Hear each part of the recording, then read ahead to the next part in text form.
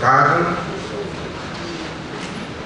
Convido para compor a mesa Arthur Henrique Santos, diretor da Fundação Terceu Abramo, ex-presidente da CUT e secretário de Desenvolvimento do Trabalho, Empreendedorismo e Segurança Alimentar da Prefeitura de São Paulo, e João Eduardo de Moraes Pinto Furtado, professor da Escola Politécnica da USP, professor assistente da Unesp até 2009, credenciado como professor da pós-graduação em Política Científica e Tecnológica da Unicamp. Já exerceu assessoria no Congresso Nacional, na UNEP, no BNDES, fundou e dirigiu grupos em economia industrial, coordena o Observatório de Estratégias para a Inovação, é fundador e foi editor da Revista Brasileira de Inovação, conselheiro da TESP e conselheiro da Fundação de Escola de Sociologia e Política de São Paulo. Bem, muito obrigada. Vamos começar esta mesa que se chama Os Trabalhadores e a Indústria. Eu queria, antes de mais nada, onde está o Luciano Coutinho? Está aqui embaixo. Eu queria fazer um agradecimento rápido ao professor Luciano Coutinho. O nosso querido Saturnino Braga já fez aqui um grande agradecimento ao Clube de Engenharia que está nos albergando de um tempo para cá, mas eu queria fazer um agradecimento específico ao professor Luciano Coutinho, que durante 8 ou 9 anos, se não me engano, foi nosso, enfim, nos recebeu no BNDES, onde nós fomos extremamente bem tratados. Eu posso dizer que o BNDES foi para o Centro Celso Furtado, foi o incentivador, nos deu espaço, nos deu tudo que nós precisamos para montar o Centro Celso Furtado. Nós tivemos a colaboração sem falha do presidente Luciano Coutinho, durante 8 anos, não foi, Luciano? Você ficou lá? Não, e isso não tem preço, isso, porque realmente não só nós fomos magnificamente recebidos, como nós contamos com todo o apoio para montar a biblioteca do centro hoje está magnificamente montada, agora aqui no Clube de Engenharia, mas antes nos prédios do BNDES, e foi uma pena, porque quando nós fomos, a palavra não é forte, enfim, quando nós fomos despejados do BNDES, nós tínhamos um plano, Luciano e o Centro Celso Furtado, de talvez levar os acervos do Celso Furtado para lá também. Infelizmente não deu certo, pode ser que, enfim, o pêndulo da história volte para o lado de lá, mas enquanto isso nós vamos discutir então nesta mesa aqui, onde a mesa esta que reúne à minha esquerda o João Furtado, que teve gente que perguntou se era parente, não é parente, o João Furtado dele, ele estava me falando, o João Furtado dele bem, se bem que o Luciano deve ser de Portugal também, as origens remotas, mas o do Celso era da Paraíba, a do João é do Rio Grande do Sul. Mas antes, você entrou, a sua família veio pelo Rio Grande do Sul, São Paulo. E o João Furtado, bom, nós nos encontramos uma só vez em Paris, ele chegou a conhecer o Celso Furtado. João Furtado é professor assistente, doutor da... já lembro. Então não preciso ler nada. Então eu posso dizer que o João Furtado tem 2 filhos de uma gracinha, lindos. 3 já, agora 3? Não, eu já não digo mais nada. Bom, então o João Furtado já está tudo lido. O Arthur Henrique também já está lido? Não, já está lido também? Bom, então eu já não tenho mais nada de falar. Eu só espero que eles resolvam essa contradição, esse paradoxo que o Luciano Coutinho expôs para a gente, que a população não vai parar de crescer e não vai parar de ter robô funcionando em lugares humanos. Então vocês vão explicar para a gente o que vai acontecer com os trabalhadores e a indústria 4.0. João, com a palavra, você quer? Só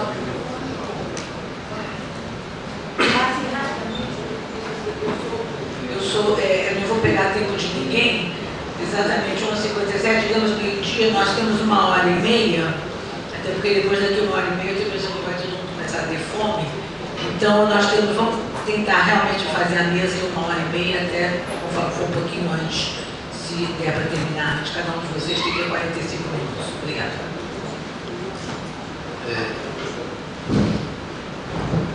Bom dia a todos. Bom dia.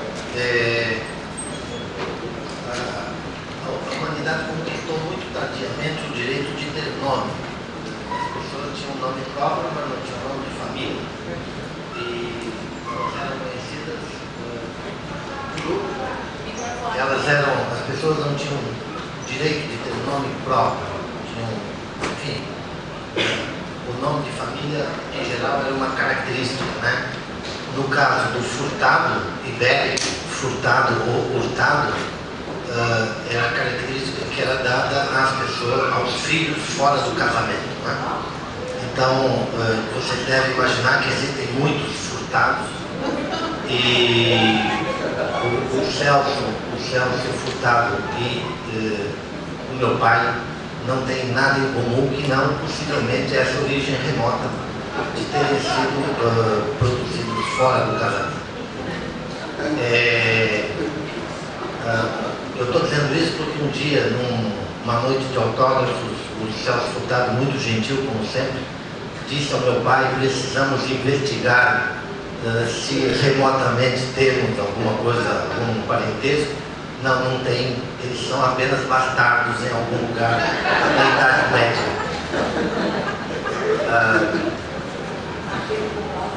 Isso, exatamente. E isso dito, eu queria começar por um agradecimento muito especial aos organizadores do evento, ao senador Saturnino, ao Pedro Celestino, ao Samuel Pinheiro Guimarães, ao Marcelo Arém e à Rosa.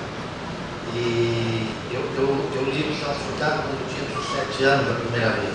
Eu era um estudante de economia totalmente decepcionado com o curso de economia, que era muito ruim.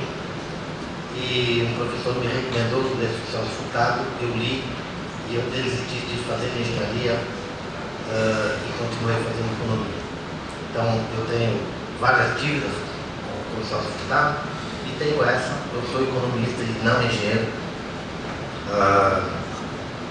Porque eu li o Celso Furtado aos 17 anos e me fez muito bem. Eu mudei inteiramente a minha apresentação depois das 3 questões que a Rosa levantou. Eu mudei.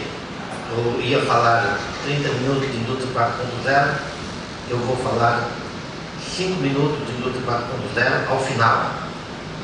E vou falar 25 minutos de outras coisas que eu estou com vontade de falar depois de ter ouvido as apresentações. Eu peço desculpas se alguém vai ficar decepcionado, veio aqui muito interessado em conhecer a indústria 4.0, vai haver outras sessões sobre isso, e eu vou falar sobre desenvolvimento a partir dos 3 temas do texto de 1990, que a Rosa brevemente mencionou nos seus 3 minutos substantivos da abertura da sessão. São, só para recordá-los, não sei se alguém tomou nota ou registrou, mas a primeira questão dizia respeito ao acesso à tecnologia, acesso à tecnologia, pensado o acesso a partir da Divisão Internacional do Trabalho. A segunda dimensão, a dimensão da dependência tecnológica, pensada pelo Celso Furtado não como uma dependência material, mas como uma dependência que passa pelas mentes, pelos espíritos, pelas pessoas, pela forma da sociedade pensar. E a terceira, que é essa questão do software social embarcado no hardware tecnológico, né? E como isso vem goela abaixo, como as pessoas se tornam dependentes, não pelo lado material, mas pelo lado, digamos, da dependência de ideias e da forma de funcionamento das tecnologias, né? Evidentemente, a apresentação vai ser muito desorganizada, porque eu estou improvisando, mas para as pessoas que estiverem muito frustradas com o assunto da indústria 4.0, o documento tem 40 páginas, está disponível na página do Instituto de Desenvolvimento Industrial. Para quem não sabe, é um clube que reunia empresários ou ex-empresários industriais, porque alguns não o são mais, não é? Eles são sócios da tesouraria dos bancos. Mas então o estudo está disponível lá, quem tiver interesse. Não é excepcional, mas tem umas ideias interessantes. Não é um tempo totalmente desperdiçado lendo essas 40 páginas, né? O embaixador Samuel Pino Guimarães fez aqui uma provocação muito interessante no começo, que é o divisor de águas de 1930. E até então nós tínhamos um país pré-industrial, semi-industrial, embrionariamente industrial, e a partir de 30 nós temos um país que se industrializou aceleradamente, né? Para tentar um diálogo dessa tese com os 3 aspectos que a Rosa levantou do texto do Celso de 1990, eu vou fazer a seguinte provocação. O Brasil, em 1980, quando teve o máximo grau de semelhança entre a sua estrutura industrial, descrita a partir de indicadores, vamos dizer, de composição. O Brasil, em 1980, teve o grau máximo de similitude da sua estrutura industrial com a dos países avançados, e vou dar um indicador sintético disso. A indústria do século XX, pré-eletroeletrônica, é uma indústria metal-mecânica e química. Os 3 grandes países avançados, Japão, Alemanha, Estados Unidos, tinham em 1980 entre 70% e 75% da sua estrutura industrial formada de metal-mecânica e química, que são os 2 grandes alicerces da indústria do século XX. O Brasil tinha um pouco menos de 60%. É verdade que dentro desses 2 complexos, a composição do Brasil e desses países não era exatamente igual, mas é um indicador, vamos dizer, relevante de similitude.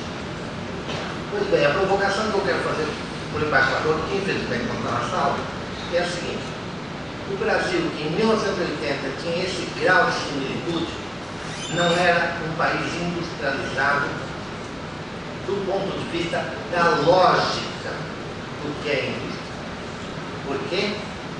Porque a indústria, ela não é apenas um processo industrial de fabricação, ela é uma lógica e uma dinâmica comandada pelo progresso tecnológico. A indústria, ela não é importante porque ela fabrica coisas. A indústria é importante porque ela é a correia transmissora do progresso tecnológico. É isso que torna a indústria importante. Não adianta nada ter automóveis. Peço desculpa para quem adora a indústria automobilística. Normalmente, nos ambientes de engenheiros, as pessoas amam a indústria automobilística, né? Não adianta ter automóveis se o Brasil exportou no ano passado 740 mil automóveis, mas nenhum deles entra na Alemanha. Por quê? Porque não consegue passar pela barreira de regulamentação de consumo de energia, de eficiência energética. E uma grande empresa, por acaso alemã, que fabrica no Brasil máquinas que fabricam automóveis, não consegue convencer as montadoras que estão no Brasil a trocar as prensas para utilizar materiais que permitem produzir automóveis que entram nos principais mercados. Então, a minha provocação ao embaixador é que não existe um divisor de águas nos anos 30.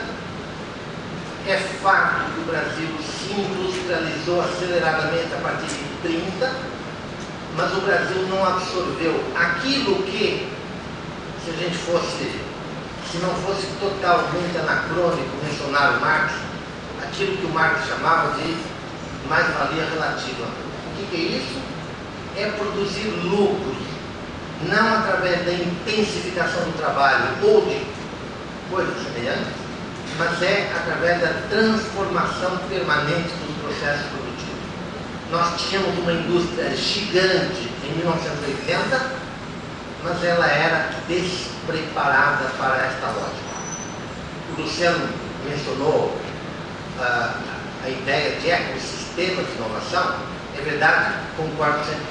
Eles se tornaram muito mais complexos, muito mais difíceis de entender, muito mais com uma dinâmica de governança muito mais complexa, mas o fato é que em 1980 a maioria das grandes empresas industriais brasileiras, mesmo aquelas que ocupavam posições dominantes, ainda não tinham um departamento de pesquisa ou de engenharia digno desse nome. Está aqui o Carlos. O Carlos é um homem da saúde. Ele conhece bem o complexo farmacêutico brasileiro. Uma grande empresa brasileira em 1990 tem 3.000 vendedores de remédio e não tem um cientista, não tem um microscópio. Até tem um cientista, mas ele faz pesquisas de mercado. É isso que ele faz. Eu não estou chutando. Eu não falei o nome da empresa. Quem é bom de conhecimentos fatuais da indústria sabe quem é que tinha 3.000 vendedores? Não são vendedores, são representantes comerciais.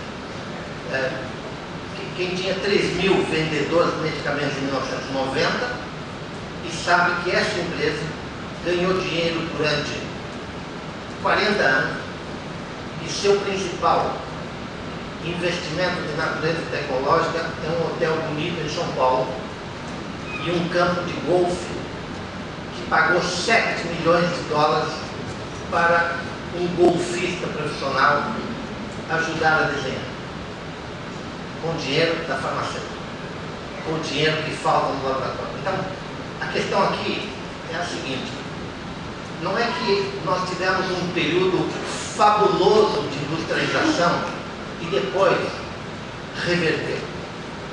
Nós tivemos um período de intenso crescimento industrial, sem nunca termos absorvido inteiramente a lógica daquilo que define a indústria, que é a sua propriedade transmissora de progresso técnico a todo o sistema industrial. Este é o ponto. E alguém falará da exceção 1, da exceção 2 e da exceção 3, e todas elas são explicáveis. Não estou dizendo que as empresas brasileiras não tinham capacidade de engenharia, até tinham, mas não tinham capacidade de absorver e acelerar a fronteira do progresso tecnológico. E essa é a fragilidade com que nós estamos lidando. Porque em 1980, quando de fato o ambiente internacional muda e aparece uma revolução chamada eletrônica,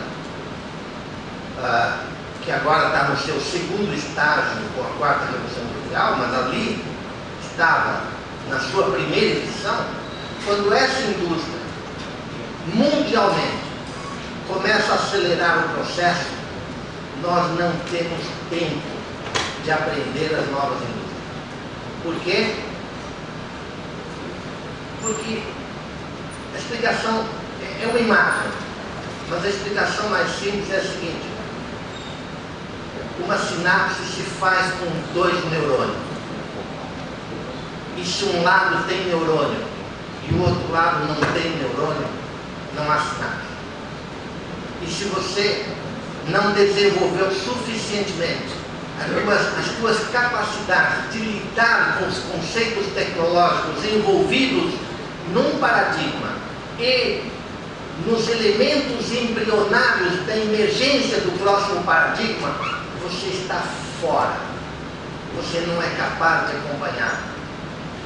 E as derrotas que a indústria brasileira sofreu nos anos 90 e nos anos 2000 não foram construídas nos anos 90 nem nos anos 2000, foram construídas no nosso auto-engano de que tínhamos uma indústria poderosa. nós não tínhamos uma indústria poderosa porque lhe faltava este elemento motor, que é aquilo que apareceu na questão no primeiro elemento do texto do Celso que a Rosa trouxe, que é uma divisão internacional do trabalho em que nós raramente buscamos construir posições subversivas da ordem anterior. Ter automóveis não subverte essa posição. Ter aviões subverteu, mas subverteu por uma singularidade. Eu sei que todo mundo acha que a Embraer foi fundada em 1970. É isso que conta no site da empresa. Mas a Embraer nasceu de verdade em 1928. É meio-dia, não bebi nada. A Embraer nasceu em 1928, quando 6 brasileiros, que hoje seriam chamados de lunáticos, fizeram uma pergunta: como é que eu asseguro a unidade territorial de um país que tem 8.511.000 km²? E a resposta que eles deram foi: com meios de transporte. Está aqui o professor Campolina, especialista em território, que sabe como é que o território brasileiro foi desenhado e redesenhado por decisões de investimento. Esses 6 brasileiros organizaram em 1934, 6 anos depois, o primeiro Congresso Brasileiro de Aeronáutica, num país que não tinha siderurgia moderna. Lunático, não é verdade? E desse Congresso nasceram os 2 partidos que disputam o poder no Brasil, infelizmente com a hegemonia do primeiro, que é o partido do quero ter, manda ver. É o partido que ganha as eleições. É o partido que ganhou nos anos 50 a tese sobre a indústria automobilística. É o partido que ganhou as eleições em 1970 na televisão em cores. É o partido que ganhou, para satisfação dos consumidores que querem produtos modernos, a disputa pelas telecomunicações nos anos 90. Eu quero produtos modernos, não me importa quem faz, venha fazer logo. E o segundo partido, que é o partido derrotado de todas as eleições, moça, eu não sei falar quando você está tirando foto.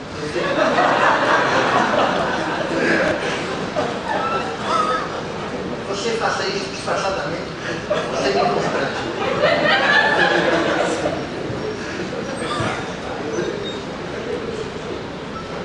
Não foi falta de educação, né? Você não ficou chateada comigo? Tá, eu não sei fazer isso. Eu sou uma pessoa que nasceu numa cidade pequena. Muito bem. Me perdi. O segundo partido que perde as eleições é o partido que fez a escola. E 30 anos depois da escola, fez a empresa. 30 anos depois. O ativo que o Brasil está vendendo para a Boeing é um ativo de 90 anos de idade. É um ativo construído pelo sonho de 90 anos de acúmulo de energia.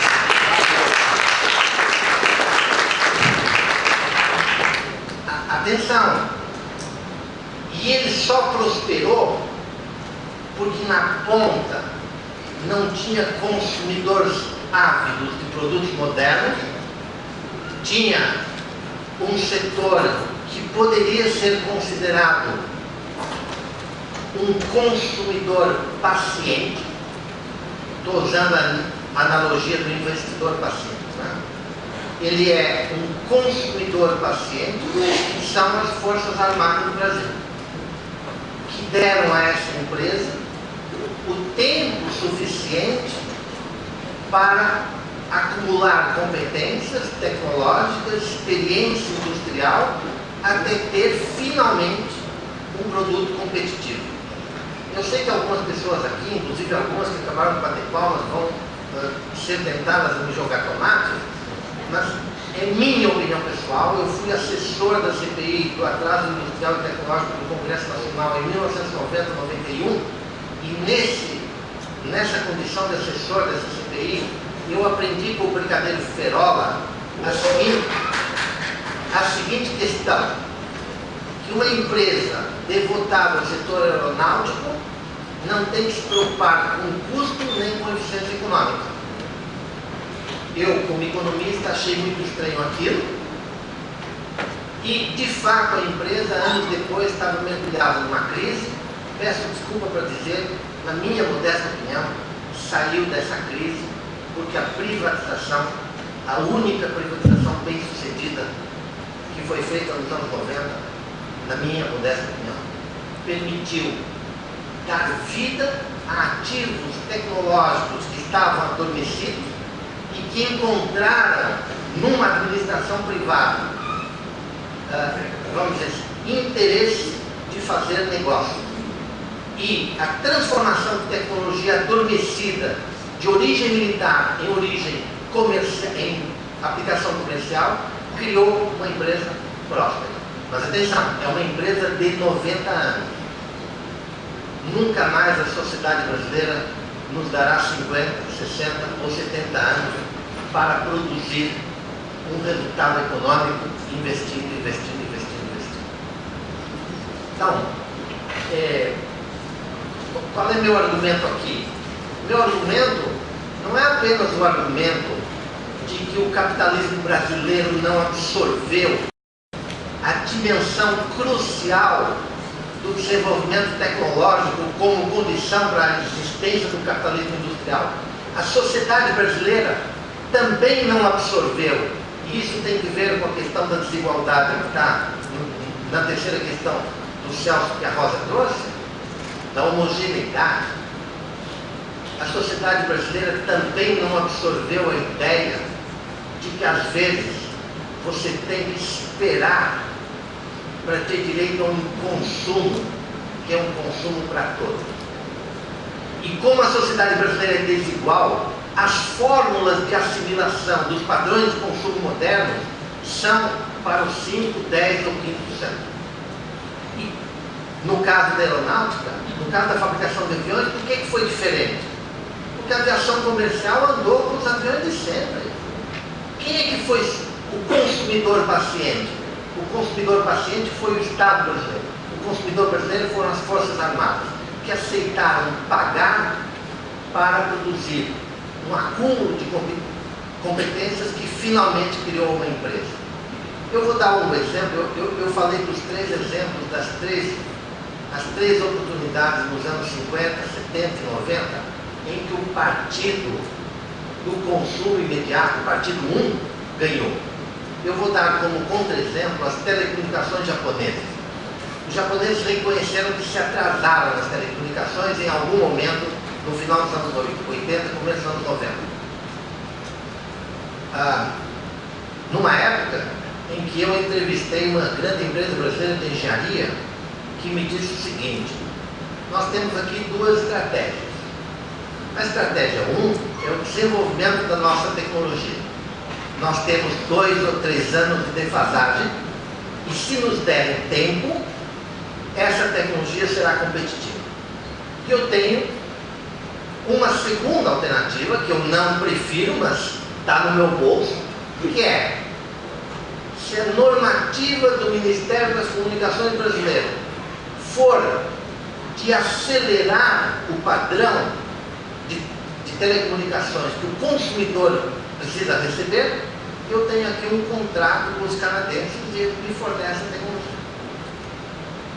O que a sociedade... não foi a sociedade brasileira, foi o governo. Não, foi a sociedade brasileira. A sociedade brasileira assistiu à Copa em cores antes da maioria dos países do mundo, anos 70. E o Brasil teve comunicações com um padrão tecnológico mais adiantado que os japoneses no começo dos anos 90. Os japoneses deram um passo atrás, acumularam competências e depois voltaram com um padrão mais avançado. Mas não desnacionalizaram a sua indústria. Nós, o primado do consumo, o consumidor que somos todos nós que estamos nessa sala. Não é o cidadão que está lá, digamos, Primavera do Oeste. Né? Não é o cidadão que está no município pequeno brasileiro. Somos nós que estamos aqui. Nós dizemos que queremos o desenvolvimento, mas a escolha da sociedade brasileira é pelo consumo mais imediatista. E isto nos impede o tempo de construir as competências necessárias. Então, o embaixador não está aqui, mas quem sabe a Rosa, que é muito amiga dele, depois ele faz um relato. Está gravado, né? Tá. A moça fotógrafa.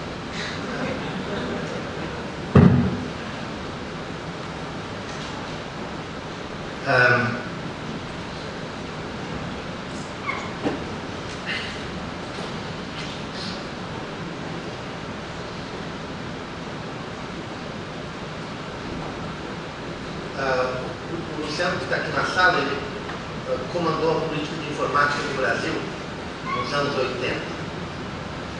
No dia que o Luciano tomou posse no BNDES como presidente, não sei se ele guardou o recorte, talvez ele tenha guardado, uma jornalista, colunista de grande relevo e baixa estatura, publicou uma coluna no Estadão dizendo que um dinossauro estava tomando posse do BNDES. E o apelo que ela fazia era o apelo da lei de informática. Uma questão que até hoje a sociedade brasileira não resolveu. Até hoje a sociedade brasileira não resolveu a seguinte questão de natureza acadêmica, no fundo, mas com grandes implicações políticas. A lei de informática no Brasil poderia, se bem aplicada, com a extensão e o prazo necessário, ter criado as condições para a terceira revolução industrial no Brasil, sim ou não? Até hoje, essa questão não foi respondida. E a maioria das pessoas dará a opinião dessa senhora colunista do Estadão, cujo nome não pronunciarei, até para que você possa investigar, digamos, não é muito difícil.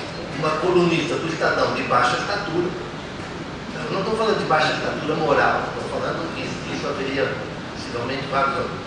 Estou falando de baixa estatura física. E a sociedade brasileira considera que a lei de informática é causa do atraso. A grande maioria das pessoas considera isso. Então, por que considera isso? Considera isso porque as pessoas queriam ter computador moderno mais rapidamente. As pessoas queriam ter artefatos eletrônicos baratos rapidamente. Não quero dar a essa indústria o tempo de se preparar e de produzir competitivamente. Não quero. Eu quero ter os produtos logo. Então, por que essa questão é importante? Porque eu recuso o divisor de águas de que tínhamos uma indústria e agora deixamos de ter.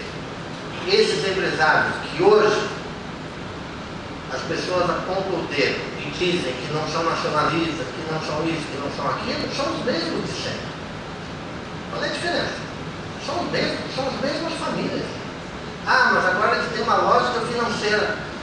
Peraí, e não tinha no passado? Tinham. Só que essa lógica financeira era uma lógica que no setor produtivo encontrava possibilidades de dar resultados. Por quê? Porque a fronteira do progresso tecnológico andava lentamente. E quando a fronteira do progresso tecnológico passou a andar aceleradamente, essa lógica, essa capacidade foi se esvaindo e a grande maioria deles se tornaram, digamos, detentores de ativos que eventualmente são industriais, mas a grande parte do tempo são ativos financeiros. Eu sou professor de economia na Escola Politécnica da USP. Eu fui trabalhar aí nos engenheiros, né? E como é que você convence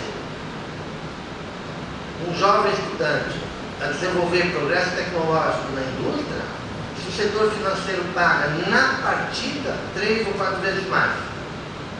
Alguém aqui lembra quanto foi mesmo a remuneração do CEO do Itaú no ano passado? Foi maior que o orçamento de muitos hospitais brasileiros. Foi maior do que o orçamento de uns 3 mil municípios brasileiros. 40 milhões. 40 milhões. Demian, como é que você convence um estudante de engenharia a fazer progresso tecnológico se no progresso tecnológico ele ganha salário de engenheiro e na Faria Lima ele ganha salário de financista? Então, o meu ponto aqui é: a sociedade brasileira continua vivendo no alto engano de que nós tínhamos uma indústria e a perdemos. Nós nunca tivemos uma indústria em que o progresso tecnológico fosse o elemento central da sua dinâmica. E demoramos para descobrir isso, e agora apontamos o dedo para o caráter do empresário. Não tem nada a ver com caráter, tem a ver com dinâmicas econômicas que podem ser explicadas a partir de muitas coisas, inclusive a partir de políticas públicas mal desenhadas, que nunca colocaram a questão do progresso tecnológico como elemento central, colocaram como elemento central a internalização de capacidades produtivas, que é outra coisa totalmente diferente de progresso tecnológico. Bom, isso dito, eu vou fazer um comentário muito rápido sobre a dicotomia agricultura e indústria. Né? Sei quantas pessoas nessa sala vão com alguma frequência ao Mato Grosso? Quantas pessoas aqui já foram ao Mato Grosso? Ok. Uns 15% das pessoas já foram ao Mato Grosso. Estou satisfeito com isso. Pois bem, o Mato Grosso é 4 vezes o território de São Paulo. 4 vezes o território de São Paulo. 4 vezes. A população do território de São Paulo, Estado. Não estou falando da cidade, estou falando do Estado de São Paulo. A população do Mato Grosso é menor do que da zona leste da cidade de São Paulo. Por que isso é importante? O censo acabou de sair, o censo agrícola, o dado preliminar do censo agrícola. O Mato Grosso montou uma grande indústria exportadora de algodão. Tem 248 propriedades. 248 propriedades. Somadas, não devem empregar 10 mil pessoas.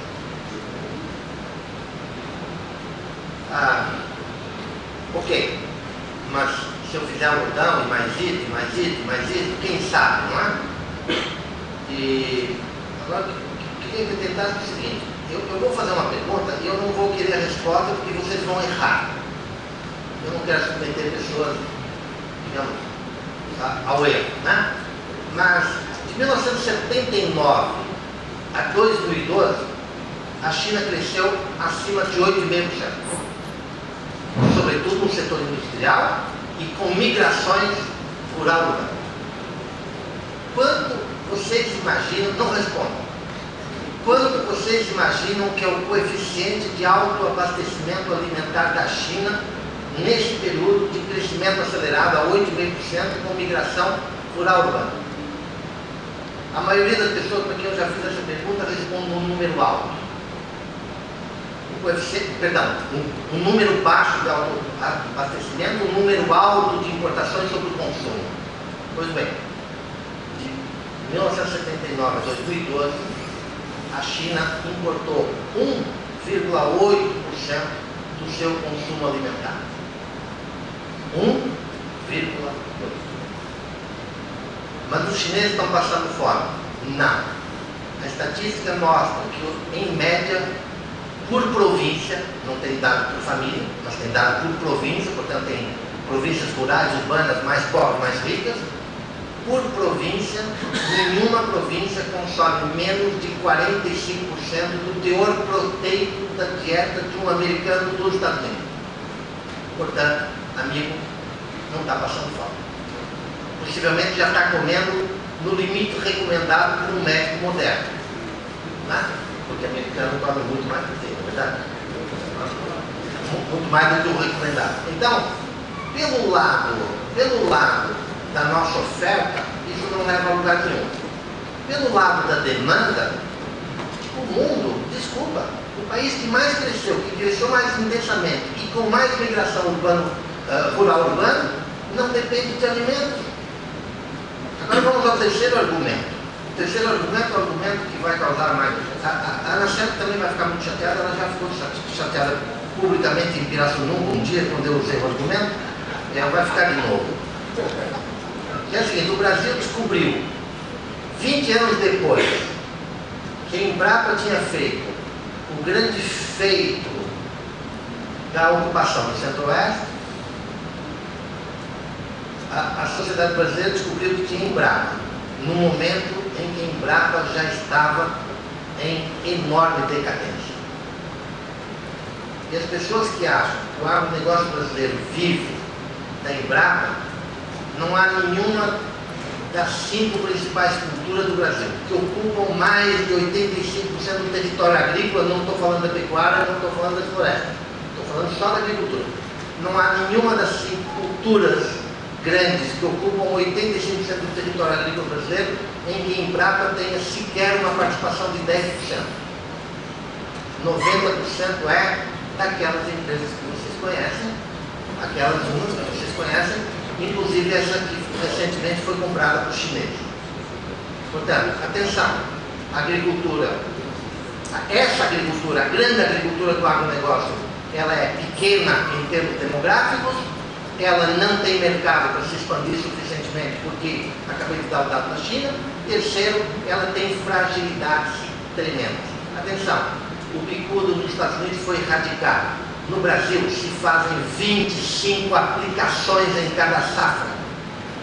Para combater a ferrugem da soja, pelo menos 10, às vezes 15 aplicações. Na Austrália, atenção porque eu vou dizer, na Austrália, os australianos ainda plantam a primeira geração de transgênicos. No Brasil nós estamos na terceira e está perdendo eficácia. Porque o Estado brasileiro deixou o extensionismo rural a cargo da Dow, da Monsanto, e da BASF e da Syngenta. E, portanto, as tecnologias vêm perdendo eficácia numa velocidade extraordinária. Então, eu não estou dizendo que nós vamos passar fome, mas a potência agrícola tem pés muito frágeis, né? Tem gente do BNDES aqui, né? O BNDES acabou de publicar um estudo sobre IoT, muito interessante, tem uma vertical da agricultura. Na página 1 tem um erro tremendo, na página 2 tem um segundo erro tremendo. Na página 1 diz que o Brasil é o maior exportador mundial de alimentos, não é verdade? Os Estados Unidos são o maior exportador mundial de alimentos. E no segundo diz que o PIB do agronegócio é 23%, quando é 6,2%. Até o BNDES, o Banco da Indústria, fica fazendo como a Fiesp. Vocês viram a propaganda do Agroepop? Quem recolheu o dinheiro do Agroepop? A Fiesp. A Federação das Indústrias do Estado de São Paulo passou o chapéu entre seus associados para promover a agricultura. Não sei exatamente por que razões, mas eu posso intuir. O elemento agricultura eu vou passar aqui e eu vou falar da indústria 4.0. E eu vou simplificar o argumento que está com palavras muito cautelosas, porque vocês entendem, né? Tenho 3 crianças em casa. Eu não sou uma pessoa prudente, não é a minha característica principal, vocês já viram isso, mas eu tenho 3 crianças em casa, né? Então as palavras que estão lá são prudentes, mas assim, a elite da indústria brasileira não terá nenhuma dificuldade de migrar para o pacote tecnológico da indústria 4.0. Talvez o Henrique possa contar para vocês o que aconteceu numa grande empresa de cosméticos, onde o pacote da indústria 4.0 em São Paulo já entrou. A nata da indústria brasileira vai migrar para o pacote tecnológico da indústria 4.0. Por quê? Porque o partido 1 ganha todas. O partido 1 ganha todas. É fácil comprar o pacote. Está cheio. Eu entrevistei empresa vendedora do pacote. Vou sintetizar. Abro aspas. O Brasil é um grande mercado para a nossa indústria 4.0. Fecho aspas. E o que vocês vão fazer no Brasil? Olha, nós ainda não sabemos. Possivelmente contratar engenheiro para vender o pacote. Nós não somos indústria, nós somos mercado. Eles vão nos vender o pacote. E as grandes empresas brasileiras que querem se salvar, elas vão comprar o pacote. Elas vão dar o tempo do consumidor paciente que os ministérios, as Forças Armadas Brasileiras deram à Embraer para desenvolver tecnologia? Não vão dar. Vamos comprar o pacote.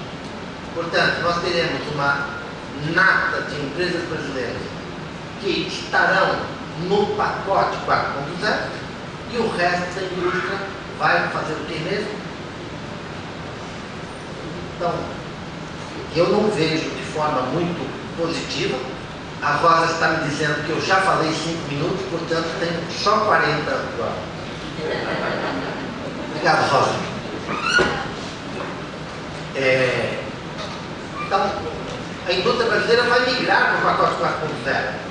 Mas quem vai se salvar? Uma pequena elite da indústria. Uma pequena elite. E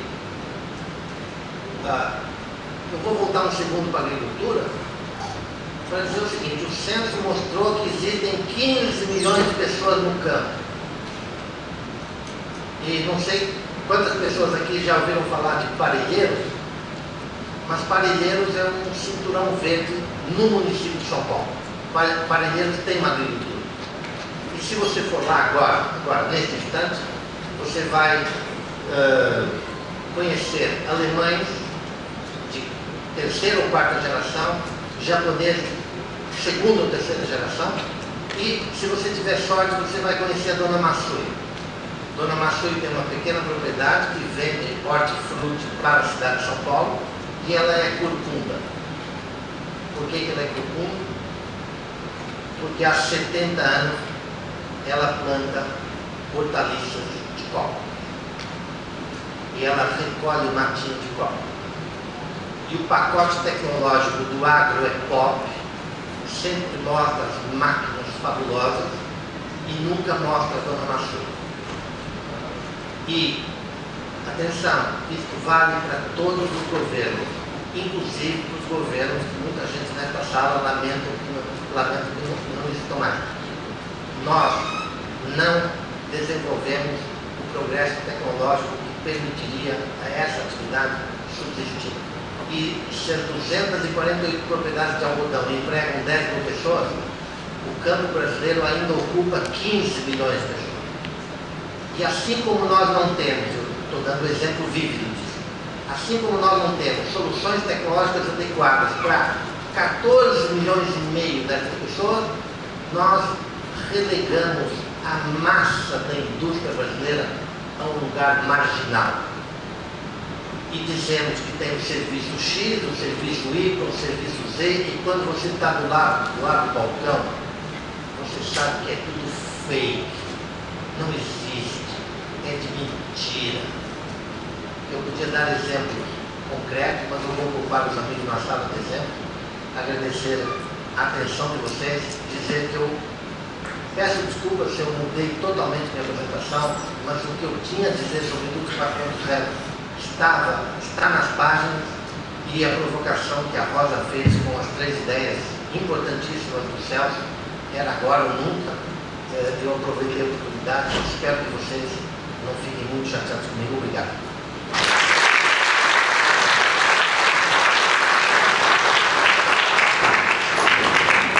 Obrigada, João. Acho que valeu hoje a provocação.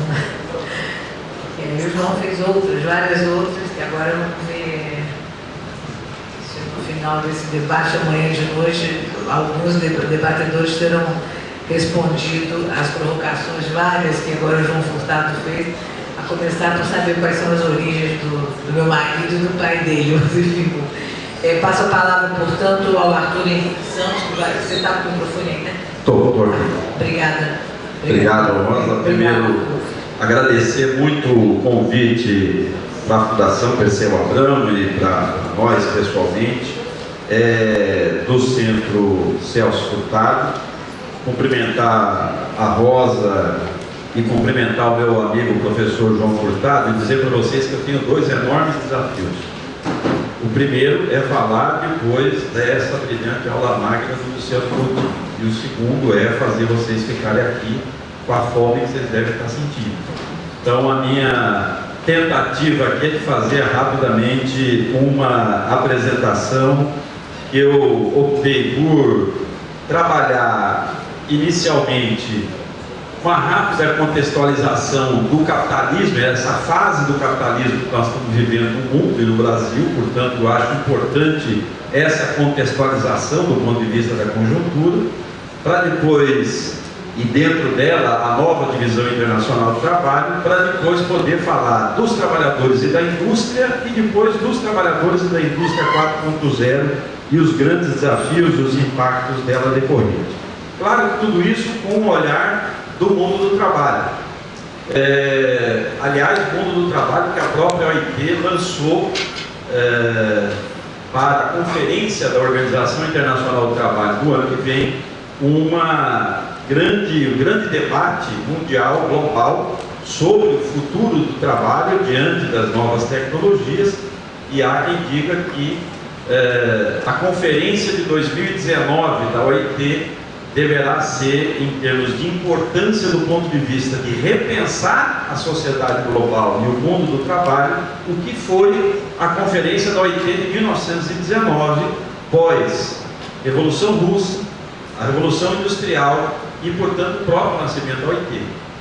Então, eu quero começar muito rapidamente com essa caracterização da chamada fase atual, ou fases atuais, ou características do capitalismo, e começo por alguma coisa que já foi falada aqui na mesa, seja na abertura, seja agora, a enorme financiarização e o rentismo. Financiarização da economia e da riqueza, mas principalmente nós estamos falando de grande parte de investimentos que deixam de estar a serviço da produção, da economia real, para serem deslocados para o rentismo, um rentismo sem controle, sem regulamentação e, no caso brasileiro, com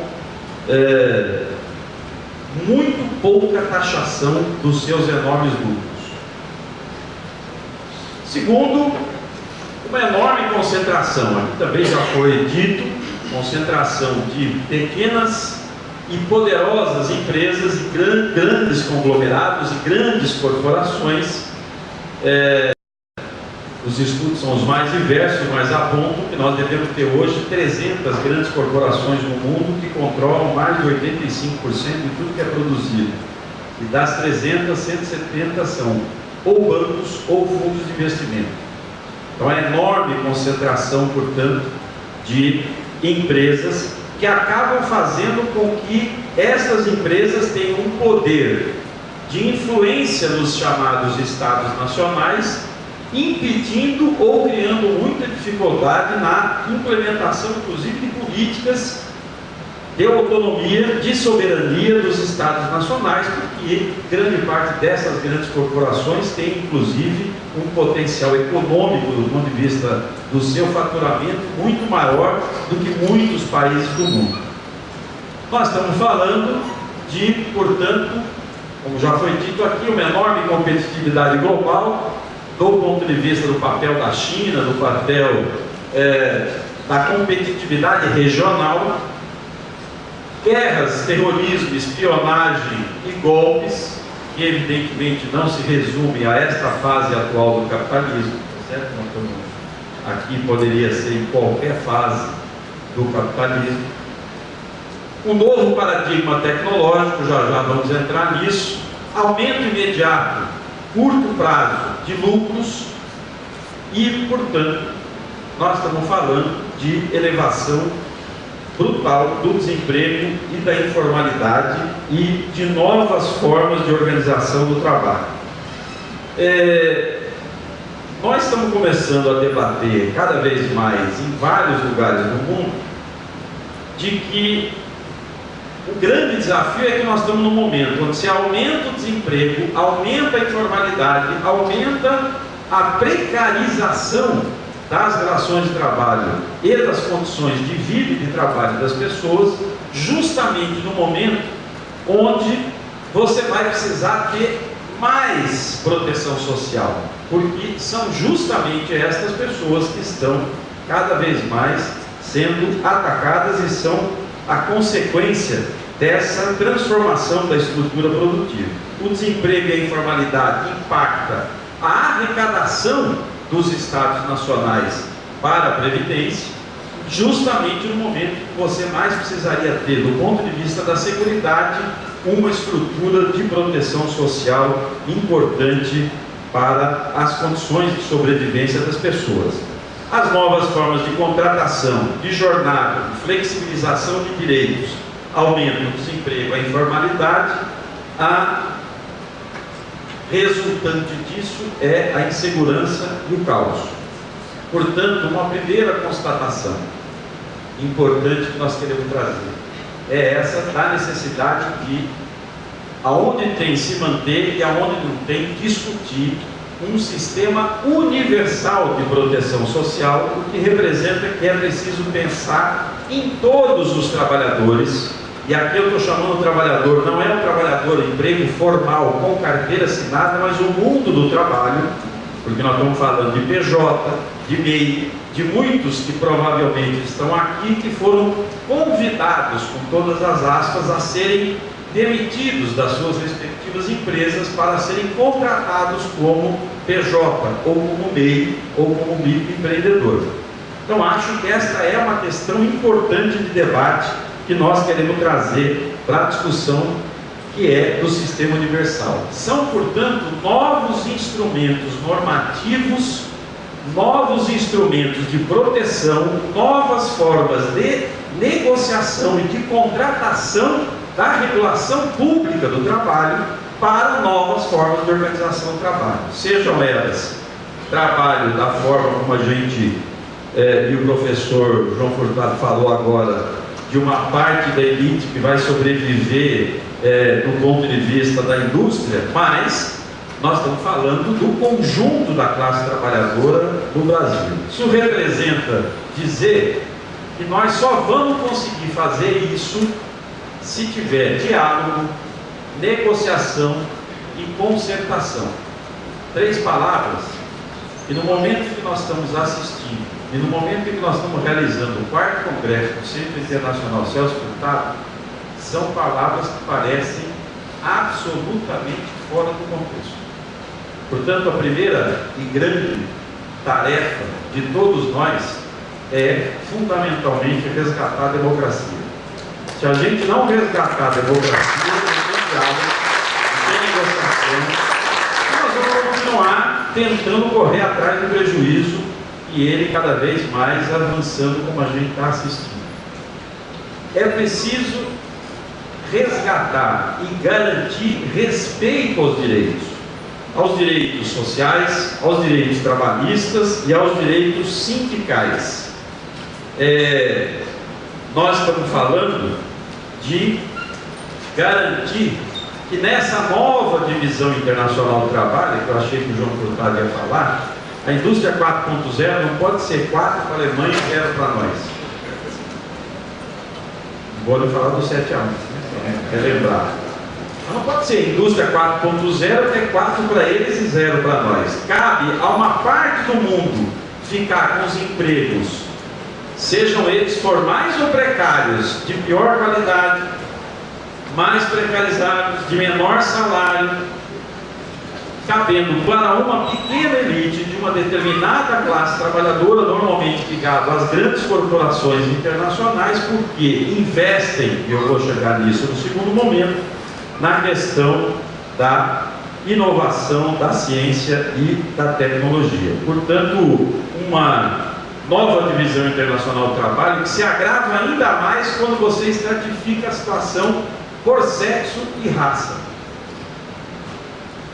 Porque são as mulheres que mais sofrem em todo o mundo, nesta nova divisão internacional do trabalho, a alta rotatividade do trabalho nestas empresas e nesse momento em que nós estamos assistindo tudo isso. Portanto, entrando no debate mais propriamente dos trabalhadores e da indústria, e passando muito rapidamente, porque também aqui já foi falado na mesa de abertura, a década de 90, com abertura indiscriminada, altas taxas de juros, rolagem da dívida, atração de capitais para a rolagem da dívida com as altíssimas taxas de juros e, portanto, a influência do câmbio nessa questão importante para a indústria, no período Fernando Henrique Cardoso, as privatizações e a âncora cambial do real.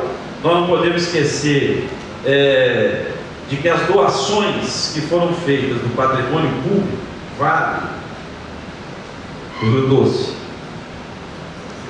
vamos lembrar da Vale. Nós estamos falando de Vale do Rio Doce, nós estamos falando de todas as distribuidoras do setor elétrico, nós estamos falando de um conjunto de empresas estatais que tinham como principal demanda, ou como uma das suas principais demandas, uma potente área de pesquisa ou que incentiva a pesquisa e desenvolvimento. Ao você fazer as privatizações, fragmentar as empresas estatais e diminuir, portanto, o poder que essas empresas teriam com o papel do Estado em fazer a disputa, nós estamos falando da enorme dificuldade que foi o período do Fernando Henrique Cardoso. Mas também do governo Lula e Dilma, apesar dos conteúdos de contrato nacional, dos créditos, das compras, do BNDES, das desonerações que causaram enormes problemas, se faz desoneração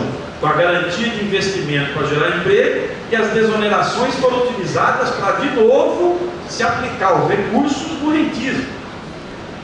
Ou seja, vão ganhar dinheiro com desoneração, ao invés de pegar parte desse recurso para aplicar na indústria, para aplicar na ampliação do parque produtivo, para gerar mais emprego, pega o recurso para investir no mercado financeiro para ganhar cada vez mais, sem gerar um único emprego. Mesmo no governo Lula e Dilma, que apesar de algumas políticas importantes, nós temos uma queda da participação da indústria no PIB. Todos aqui já falaram sobre isso. Eu ia falar um pouco sobre a Lei Candir, mas acho que o Furtado aqui deu uma aula sobre a questão da agricultura. Por que Lei Candir? Por conta da primarização da economia brasileira e do incentivo à primarização. Nós temos uma lei que incentiva a exportação de produtos primários. Mas você tem uma lei que incentiva a exportação de produtos primários, qual é o incentivo que nós vamos ter do ponto de vista de, mesmo no caso da agricultura, trabalhar uma política de agroindustrialização e de exportação de produtos manufaturados ou produtos da agricultura, não como matéria-prima, como hoje nós estamos fazendo.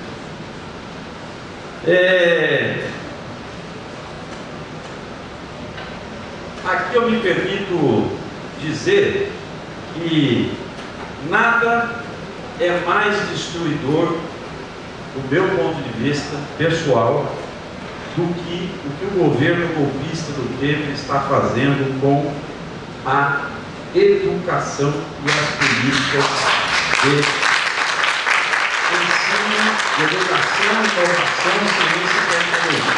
Nada é mais prejudicial, eu diria, nada é mais criminoso do que o que está sendo feito pelo governo golpista do Temer com as políticas de desarticulação, que tem um monte de gente, inclusive eu fizemos muitas críticas à forma como as políticas industriais dos governos progressistas estavam sendo implementadas e tudo mais. Agora, desmontar, destruir, fazer o que está sendo feito hoje, nós temos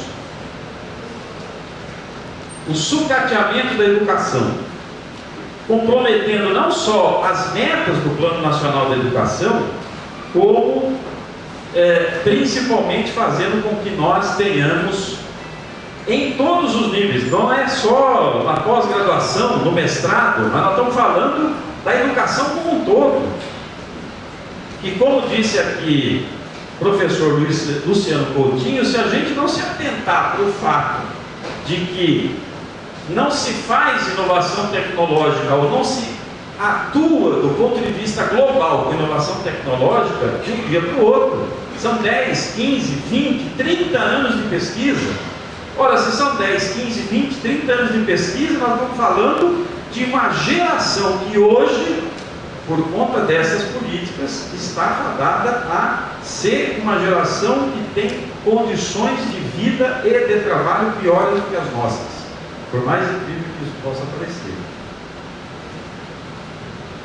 Desnacionalização das empresas, fragmentação das empresas e, como eu disse, privatização de empresas estatais, e aqui eu quero chamar a atenção para as duas que já foram faladas, mas tem que repetir, não dá para não apontar num seminário como esse a importância da Embraer e a importância da Petrobras e do que está sendo feito com o conjunto das políticas destas empresas e das pessoas que trabalham nessas empresas há 10, 15, 20, 30 anos, que construíram um legado do ponto de vista de pesquisa, de inovação tecnológica, que está sendo perdido, entregue, doado ou criminosamente acertado com algumas empresas internacionais, como a gente está acompanhando.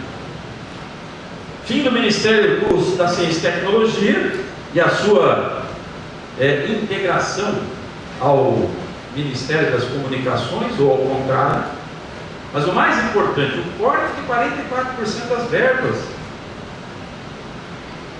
Eu, até preocupado com essa situação, tive o prazer, apesar dessa cara jovem, de conseguir me aposentar por tempo de contribuição. Tomei uma tungada do fator previdenciário, meus amigos sindicalistas aqui sabem, de 36 anos de contribuição. E quando eu fui pegar entregar meus documentos à dona Rosa, que é do INSS, mas senhor Arthur, o senhor tem 36 anos de contribuição, mas o senhor só tem 55 de idade, o senhor não quer esperar mais 2 anos, porque senão com 91, a soma dos dois dá 91, para 95 falta 4, mais 2 anos o senhor não pega o fator previdenciário. Eu vou como é que chama o ministro da Previdência? Eu não entendi a pergunta. Como é que chama o ministro da Previdência? Como é que chama? Qual é o nome do ministro? Só ela parou e tudo, ficou vendo. Nossa, o senhor sabe que eu não lembro, que a senhora não lembra que existe mais. Não tem mais ministro da Previdência. O Ministério da Previdência foi para o Ministério da Fazenda. E a senhora quer que eu espere mais 2 anos? Falou, não, o senhor tem razão, não é que o documento vamos entrar logo. Aqui é a mesma coisa, nós estamos falando do Ministério da Ciência e Tecnologia, que com todas as nossas críticas, eu tenho certeza que nessa sala várias fizeram, mas nós temos que avançar, não retroceder, não desmontar o que foi feito, e isso é o que está acontecendo, o desmonte de tudo aquilo que a gente quer debater com vocês. Eu queria só terminar essa segunda parte para dizer que, como disse o Furtado, a indústria não é só importante do ponto de vista de geração de novos e mais e melhores empregos, do ponto de vista da renda, do ponto de vista que é a verdade, mas ela tem uma influência em todas as outras áreas, inclusive na agricultura, que de pop não tem nada, né? Como a gente está assistindo aqui nesse nosso seminário. É preciso, portanto, e aqui a gente já entra um pouco nos debates do desafio de reestruturar o mercado de trabalho e os impactos disso no mercado de trabalho, avançar numa mudança estrutural e cultural na política industrial. A mudança estrutural, uma estrutura produtiva diversificada e integrada regionalmente. Nós não conseguimos fazer o debate não só do desenvolvimento regional, como também no âmbito da América Latina e do Caribe, patinamos do ponto de vista de uma articulação de cadeias produtivas industriais que pudessem ser chamadas desse nome, aliás, como a China faz com seus vizinhos do ponto de vista da Ásia na sua implementação da sua política. Acho que esse é um elemento central de aprofundamento do debate, mas muito importante. E a segunda, que eu chamo de cultural, é que a política industrial também deve resolver, ou também deve apontar para resolver problemas concretos das pessoas. Não é uma política industrial que está fora da realidade do nosso dia a dia, da vida das pessoas. Claro que isso é mais fácil falar do que fazer, mas do ponto de vista concreto, nós estamos falando, por exemplo, já foi falado aqui, da importância de você ter investimento numa cadeia produtiva da saúde. A cadeia produtiva da saúde tem possibilidades enormes do ponto de vista de melhorar a qualidade de vida das pessoas. Saneamento. Nós estamos falando de coisas que podem e têm muita influência tecnológica e muito investimento tecnológico em áreas que precisam, na nossa opinião, ter estas duas frentes. Investimento em infraestrutura, transporte, logística, energia, que é mais senso comum do ponto de vista de se trabalhar uma proposta de política industrial, mas também de investimento social, e aqui alguns exemplos, habitação popular, mobilidade, para além dos exemplos que eu já havia aqui apontado. Aqui uma tentativa, a gente nunca deixa de... é que a política macroeconômica tem que estar a serviço dessa visão da política industrial. Porque não adianta nada a gente fazer grandes debates. Aliás, eu participei com o presidente da CUT de vários debates importantes, seja no Conselho de Desenvolvimento Econômico e Social, seja inclusive para debater plano plurianual, grandes debates com muito boas discussões, só que no plano plurianual, para o orçamento e para a aplicação prática do orçamento, a hora que você vai ver, não tem nada a ver com aquilo que foi discutido no plano anteriormente. Por quê? Porque a política macroeconômica não está voltada para atender aqueles eixos, parecido com o objetivo do desenvolvimento sustentável. Se reúne todos os países na ONU e estabelece quais são os ODS. Aí todo mundo, eram os ODMs, agora virou ODS. Todo mundo, não, também concorda, o objetivo do desenvolvimento sustentável é ótimo, acabar com a miséria, com a fome, não sei o que, objetivo 1, 2, todos objetivos importantes. Porém, o que acontece se você não atingir os objetivos? Nada. Nada. Não faz nada. Não, quem não atingiu, poxa, que pena que não atingiu, ainda não conseguimos, né? Então a discussão para nós é que ela tem que ser central. Trabalhadores da indústria 4.0, aqui também não vou passar rápido, porque acho que o Luciano Coutinho deu uma... Mas inteligência artificial, internet das coisas, big data, robótica, tá vendo? Eu tinha um monte de coisa para falar, mas o Luciano até parece que eu ia falar com a mesma competência. Mas eu queria chamar a atenção para algumas perguntinhas, que também são do Celso Furtado. Desenvolver para quê e para quem? Inovar para quê? Para quem? Qual é o objetivo da inovação? É para melhorar a qualidade de vida ou para aumentar o desemprego, a informalidade e a precarização das condições de trabalho? Claro que ninguém vai responder que é para aumentar o desemprego, a informalidade e tal, mas o real e o concreto é de que em qualquer lugar do mundo que esteja debatendo esta questão, a consequência é o desemprego e o aumento da informalidade e da precarização. Aqui alguns dados, vocês viram recentemente aqui o Fórum de Davos falando em 7 milhões de demitidos nos próximos anos, 5 milhões de demissões líquidas, que trata como se fosse números, E é número. 5 milhões de demissões líquidas, são 7 milhões que vão ser demitidos e 2 milhões que vão ser contratados em outras funções. Então, segundo a ONU, 20% de desemprego, se levar em consideração as projeções demográficas apresentadas aqui, nós estamos falando aqui de desemprego no sentido amplo, desemprego, informalidade, como no Brasil nós temos hoje 30 milhões de pessoas. 30 milhões de pessoas que ou estão desempregadas Não é só 13% de desemprego, é também aquele que desistiu de procurar emprego, é também aquele que, não encontrando emprego, está fazendo outra coisa. Nós temos hoje mais de 25 milhões de pessoas com conta própria no Brasil, dos quais 80% não tem CNPJ, portanto não estão formais. Nós temos 6 milhões de MEIs, microempreendedor individual, mas os outros, nós estamos falando de uma grande quantidade que está na informalidade ou na precarização. Aí todo o debate sobre a digitalização, só vou usar o exemplo, tenho certeza que aqui tem gente que faz muito tempo que não entra no banco, certo? Você não precisa entrar no banco, você faz tudo pela internet, ou faz tudo pelo celular, mas só para ter uma noção, nós estamos falando de diminuição drástica de transações de agências de 18% para 8% num curto espaço de tempo, de 3 anos. Hoje os smartphones mais o internet banking são mais de 60% das transações bancárias existentes no Brasil. Para uma agência se manter funcionando, o custo da agência é 100, o custo do Banco Bradesco com o seu programa no smartphone e indo na internet é 3%.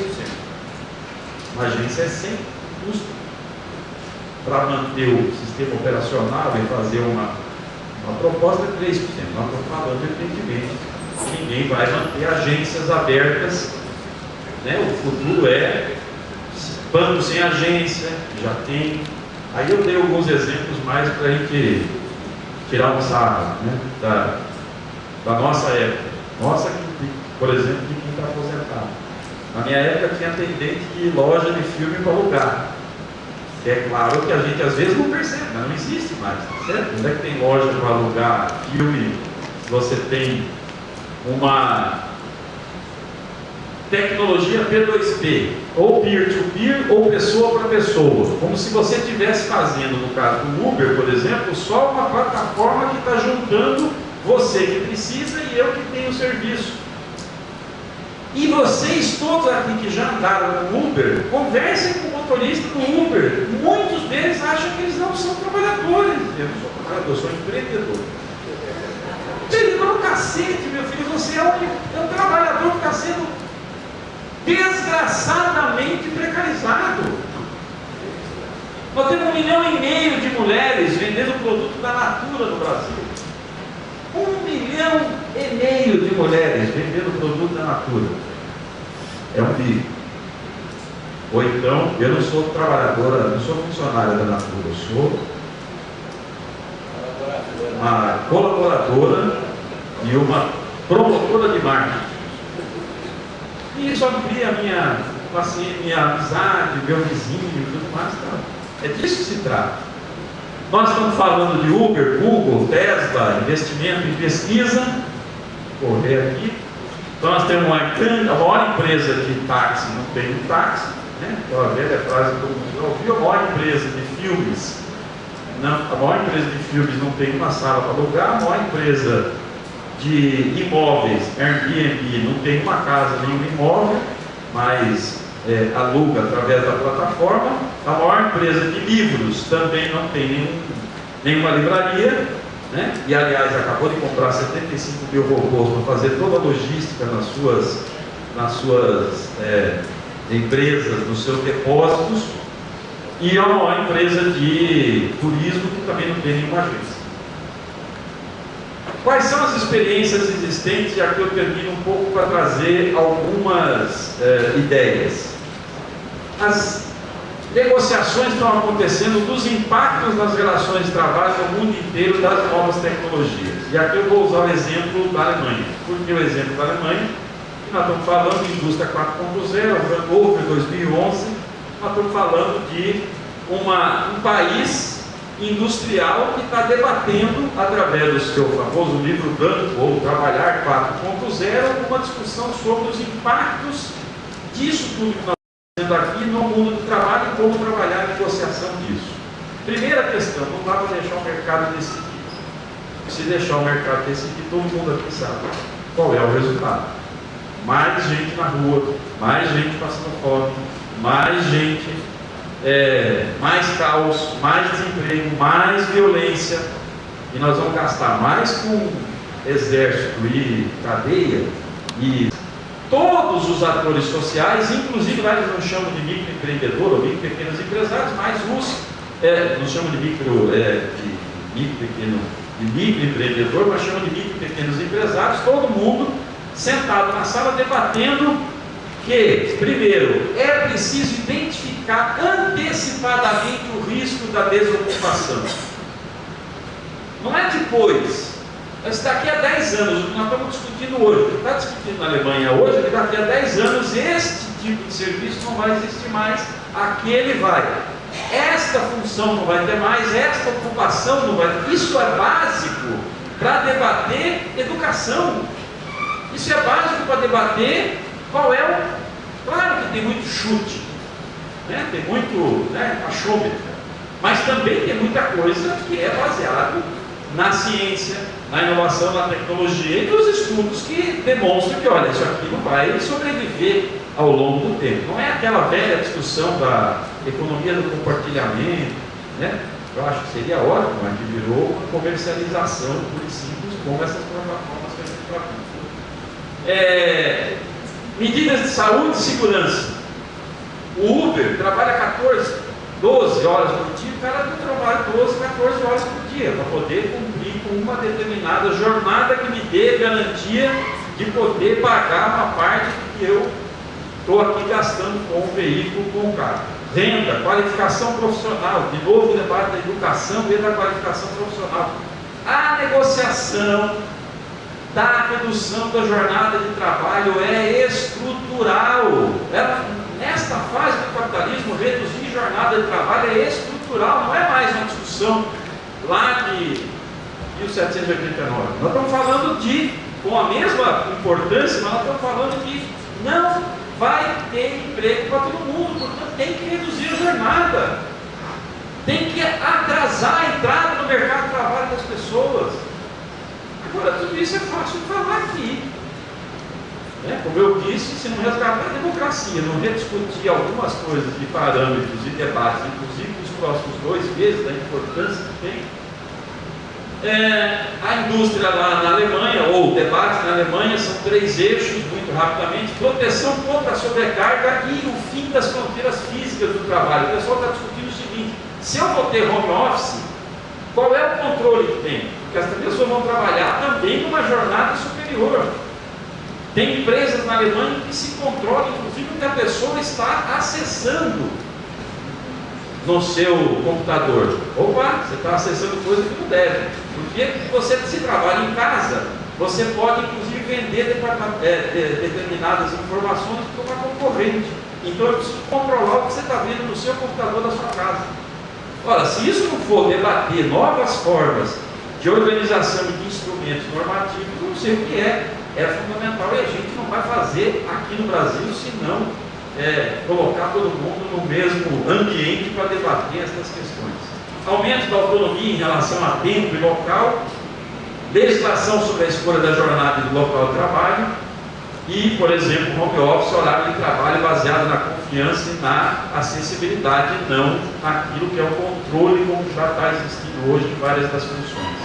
Eu termino falando sobre a disputa ideológica de valores. Eu acho que a principal disputa. O que nós temos hoje é uma universalização da concorrência e da competência individual, onde a meritocracia e o individualismo são apresentados como valores universais e hegemônicos. Isso não vem de agora, todo mundo aqui sabe de onde vem, e inclusive da disputa de valores que está colocada na sociedade brasileira, inclusive o papel de algumas igrejas em fazer, aqui eu não estou falando contra as igrejas, estou dizendo do papel de incentivar que nós temos um debate para fazer que é coletivo e não individual. Claro que tem meritocracia das pessoas, o mérito das pessoas, isso é por óbvio, mas o que nós estamos dizendo aqui é que disputa de valores está sendo colocada hoje na sociedade brasileira. Prolifera, portanto, a negação da política, dos partidos e da própria democracia. O papel do Estado passa a ser apenas então somente o papel de animar a concorrência, proteger o mercado e garantir oportunidades de liberdade para que os indivíduos e as organizações possam competir. Um minuto, mas recentemente nos Estados Unidos e no Canadá havia propaganda em outdoor dizendo: você tem o direito de trabalhar grávida, se assim você desejar. Nenhum sindicato tem o direito de tirar esse seu direito individual. Você tem o direito de trabalhar nas férias, se você quiser. E nenhum sindicato pode querer ir contra isso.